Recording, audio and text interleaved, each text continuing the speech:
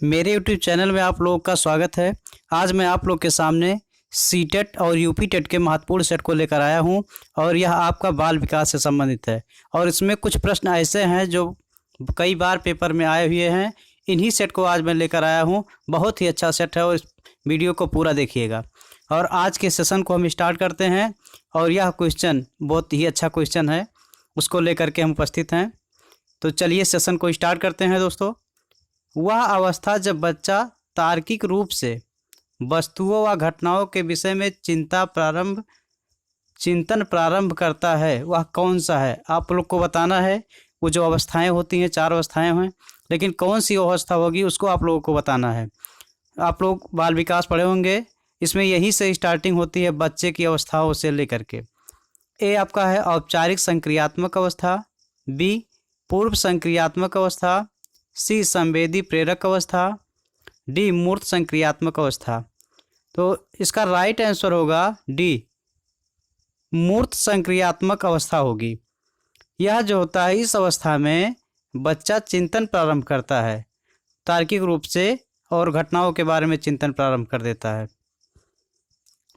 मन का मानचित्रण संबंधित है, किससे संबंधित है आपको बताना है।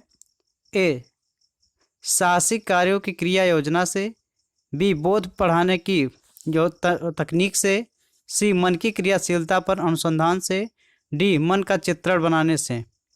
तो आपका राइट आंसर होगा सी, मन की क्रियाशीलता पर अनुसंधान से है। ये जो मानचित्रण संबंधित है, तो मन की क्रियाशीलता की अनुसंधान से यह संबंधित है। नेक्स्ट क्वेश्चन आपका है, बच्चे दुनिया के बारे में अपनी समझ का सृजन करते हैं, इसका श्रेय किसको जाता है? आप लोग को बताना है। ए पावलोव, बी पियाजे, सी स्किनर, डी इनमें से कोई नहीं। तो बच्चे दुनिया के बारे में अपनी समझ का सृजन करते हैं, इसको पियाजे ने कहा है, इसका श्रेय पियाजे को जाता है। तो जैसा आप लोग जान रहे हैं, सीटेट का एग्ज़ाम डेट भी आ गया है, 31 जनवरी 2021 में होगा। इसको देखते हुए बहुत ही इंपॉर्टेंट सेट आप लोग को उपलब्ध करवाए जा रहे हैं। नेक्स्ट क्वेश्चन है, निम्न में से किसने कहा है कि शिशु अपने संसार के बारे में अधिकांश बातें खेल के माध्यम से सीखता है? सही है। ए किसने कहा है? Crow and Crow, B John Dewey, C Gesell, D Strong. तो इसका राइट आंसर जो होगा स्ट्रेंग ने कहा है। बच्चे ज़्यादातर जो जानकारियाँ होती हैं वो खेल के माध्यम से अधिकांश बच्चे सीख जाते हैं। क्या करना है, कैसे करना है, किस विधि से करना है, तो बच्चे सीखते रहते हैं वो आपस में समझ के द्वारा। नेक्स्ट क्वेश्चन आपका डी, आपका राइट आंसर इसका होगा। विकास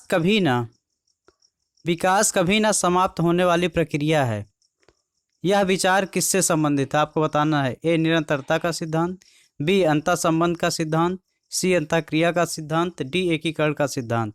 तो आपका राइट आंसर होगा निरंतरता का सिद्धांत, क्योंकि विकास कभी समाप्त नहीं होती है, यह लगातार चलता रहता है आपका विकास और वृद्धि।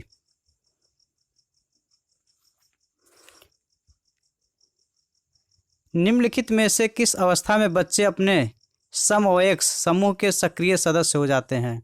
आप लोग को अवस्था बताना है, कौन सी अवस्था है। 4 अवस्थाएं होती हैं। ए प्रौढ़ावस्था, बी किशोरावस्था, सी बाल्यावस्था, डी पूर्व बाल्यावस्था। तो आपका जो राइट आंसर होगा किशोरावस्था, क्योंकि बच्चे जो होते हैं वो किशोरावस्था में अपने समूह के साथ सक्रिय जो हो जाते हैं, उसको किशोरावस्था होती है इनकी, और जागरूक हो जाते हैं बच्चे। बच्चों के बौद्धिक विकास की 4 विशिष्ट अवस्थाओं की पहचान की गई है। ए एरिक्सन द्वारा, बी पियाजे द्वारा, सी स्किनर द्वारा, डी इनमें से कोई नहीं। तो बच्चों के बौद्धिक विकास की जो 4 विशिष्ट अवस्थाओं की पहचान की गई वह पियाजे के द्वारा की गई। बी आपका राइट आंसर होगा।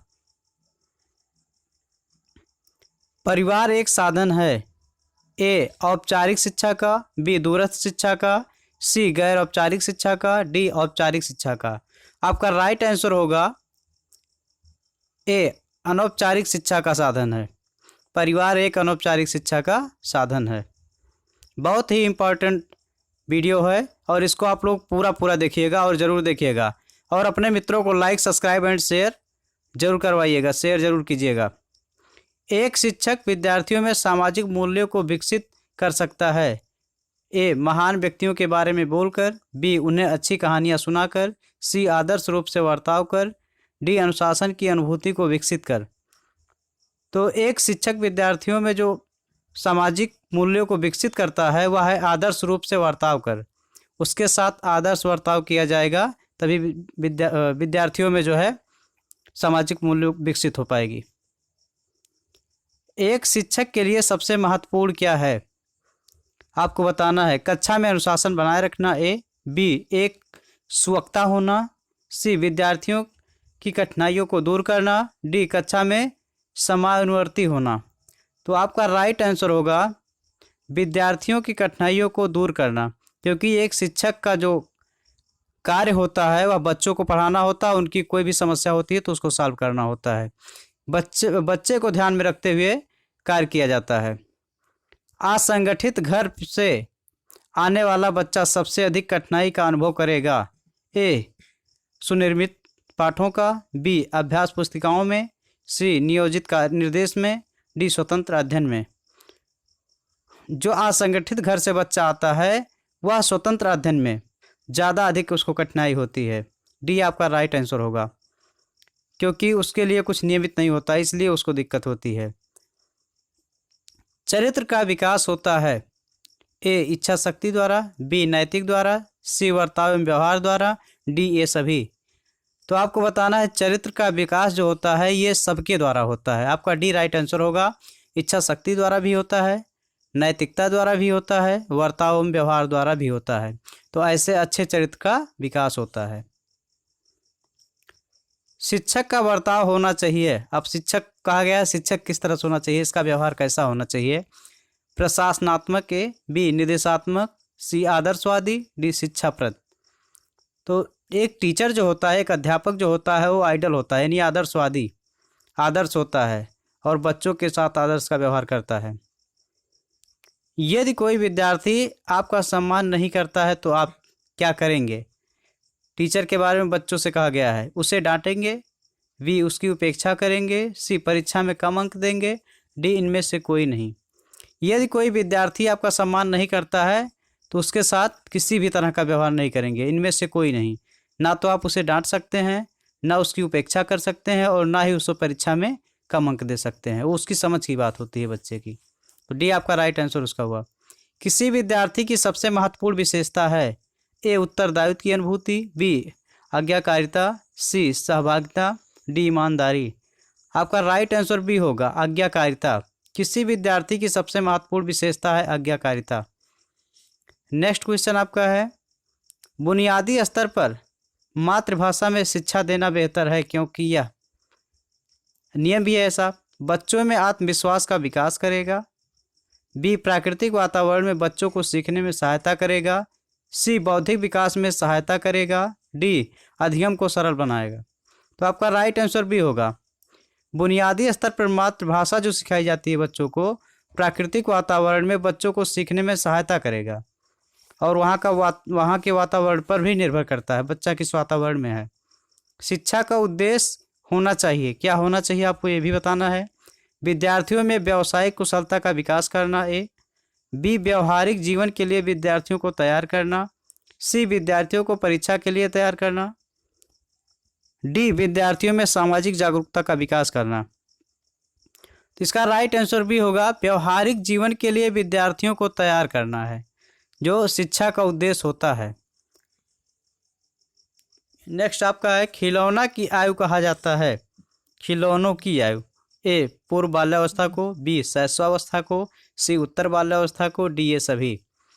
तो जो खिलौनों की आयु कहा जाता है वो ए आपका राइट आंसर होगा, पूर्व बाल्यावस्था को, जिससे बच्चे खेलते हैं और उसी में खुश रहते हैं खिलौनों के साथ। निम्न में से कौन सी पूर्व बाल्यावस्था की विशेषता नहीं है।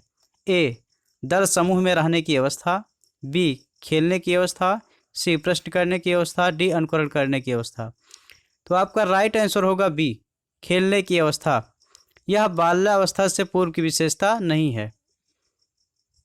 नेक्स्ट क्वेश्चन आपका होगा, उत्तर बाल्यावस्था में बालक भौतिक वस्तुओं के जिस आवश्यक तत्व में परिवर्तन समझने लगते हैं। ए द्रव्यमान, बी द्रव्यमान और संख्या, सी संख्या, डी द्रव्यमान, संख्या और क्षेत्र। तो आपका राइट आंसर बी होगा, द्रव्यमान और संख्या। उत्तर बाल्यावस्था में बच्चे भौतिक वस्तुओं के आवश्यक तत्व में द्रव्यमान और संख्या को समझने लगते हैं। तो दोस्तों इस चैनल को लाइक, वीडियो को लाइक और मेरे चैनल को सब्सक्राइब जरूर कीजिएगा और अपने दोस्तों को शेयर करिएगा और कमेंट के माध्यम से बताइएगा वीडियो कैसा लगा। धन्यवाद।